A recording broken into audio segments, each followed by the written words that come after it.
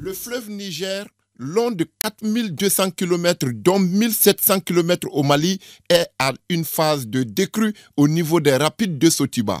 Cette partie du fleuve Niger présente un visage inquiétant. Autrefois, l'eau du fleuve ne tarissait pas. Mais maintenant, il y a plus d'eau, surtout pendant la saison sèche. La dernière crue n'a pas causé beaucoup de dégâts. Au contraire, ça a nettoyé le lit du fleuve. C'est qu'à partir d'ici, il y a une petite élévation du niveau du fleuve. Donc ça s'accroît jusqu'à Kényé.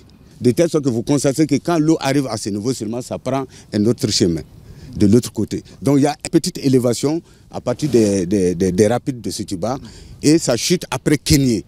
Donc vous constaterez qu'après Kényé, l'eau reprend pratiquement toute la largeur du fleuve. On doit tout faire pour sauvegarder la chaussée submersible qui était jadis l'unique pont ici à Bamako. Les menaces qui pèsent sur le fleuve brisent chaque jour des espoirs avec la rareté des espèces aquatiques. L'État doit impérativement, rapidement appliquer la politique de l'eau. La politique de l'eau, c'est quoi? Le pollueur payeur, préleveur payeur et consommateur payeur. C'est ça qui est mieux. Parce que personne ne paye les taxes de redevance. Et maintenant, qui doit prendre soin de cette fleuve tant qu'il n'y a pas de taxes de redevance? Au dire des spécialistes de l'agence du bassin du fleuve Niger, ABFN, le fleuve est à l'état sauvage à Bamako. Pour changer cet état, un projet à leur niveau attend d'être financé. Vous ne verrez ça nulle part dans les grandes villes, en Afrique et en Europe. Donc nous avons élaboré un projet de Samaya jusqu'à Sotiba.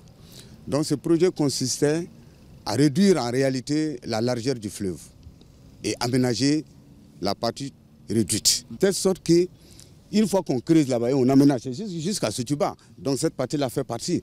Il faut qu'on creuse la profondeur du fleuve de telle sorte qu'on aménage les deux rives pour que ça soit vraiment coquette, ça rend la ville coquette. L'eau va couler normalement. Pour la préservation du fleuve Niger, les propositions ne manquent pas. L'État doit prendre en main les déchets qui sont dans l'eau.